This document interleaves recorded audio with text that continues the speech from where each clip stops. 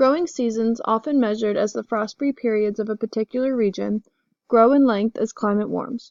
This is especially evident in the region of southern Montana, as the growing season there has increased by up to 2 weeks as a result of higher temperatures earlier and later in the year.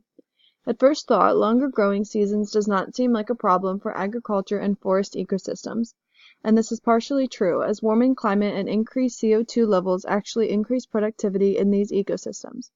The argument, however, is that other consequences of longer growing seasons can offset its positive effects on productivity. There are several factors that go into the length of a region's growing season. Changes in some or all of these factors make a particular region vulnerable to a growing number of frost-free days in the region.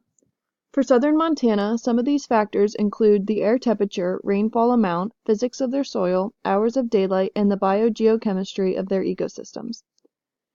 Given that global warming has the power to change most of the above stated factors, as the planet warms, the growing season of places like southern Montana will continue to increase in length, which will continue the positive and negative effects that a longer growing season has on that region's environment and community.